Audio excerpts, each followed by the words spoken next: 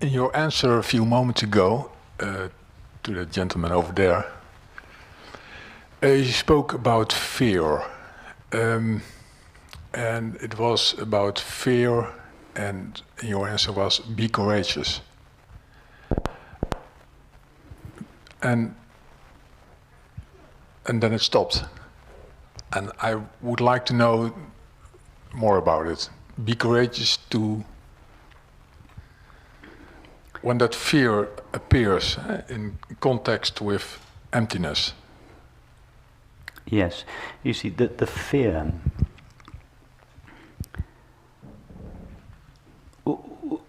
What is the fear? It's the fear that this last remnant of the separate self is finally going to disappear. And with it, everything that we most value is going to go with it. So, what is the fear telling us to do? That, having traced back our experience all the way to the brink, the fear is telling us, no, don't go back any further.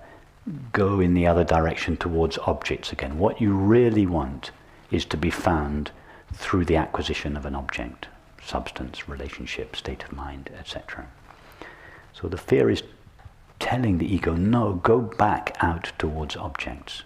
And there is this strong pull when we feel fear to relieve the discomfort of it by going towards the object or state or relationship.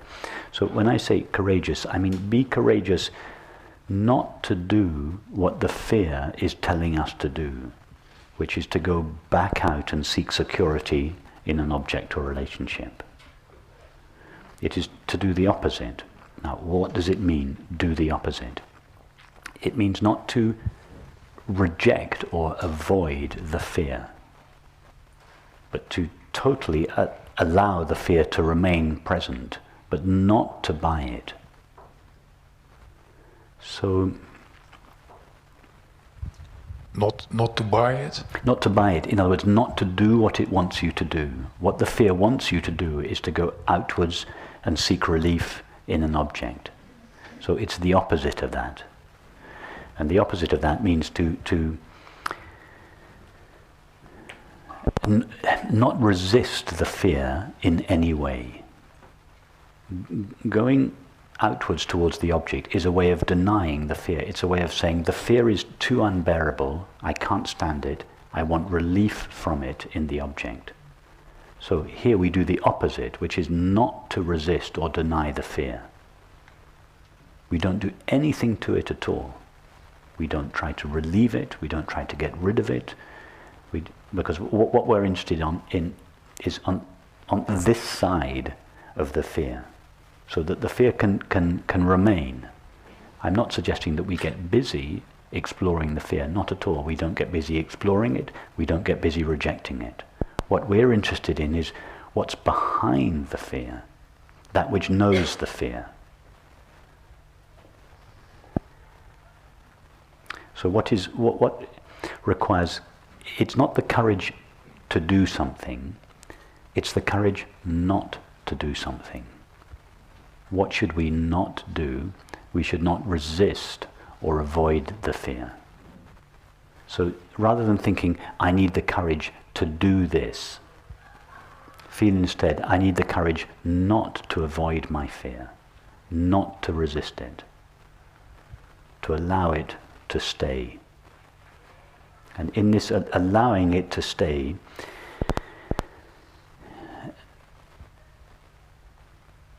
this allowing, it neutralizes the fear.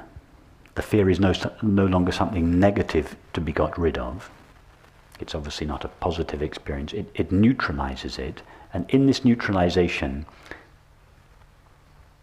its background becomes more evident.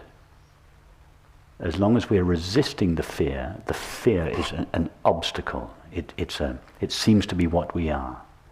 But in this allowing, it is neutralized, and as a result of that, we can fall backwards, or rather, we can allow its background to shine. It's like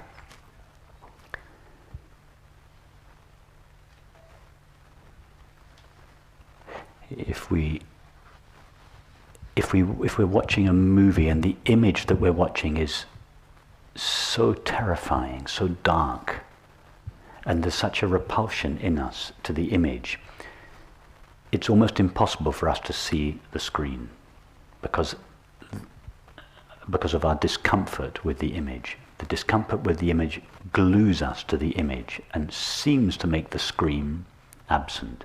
Now, if we keep looking at the image to such an extent that it becomes neutral, when it becomes neutral, its power to veil the screen is neutralized. You don't have to turn the movie off, but the neutrality of the image, even if it's a terrible image, allows the screen to, it doesn't suddenly appear, but it becomes visible. It's the same thing. When the fear is neutralized, we see that the light of knowing that is actually shining not behind the fear, but in the fear and as the fear. So it's a kind of relaxation. It's being courageous not to avoid it, rather than being courageous to do something.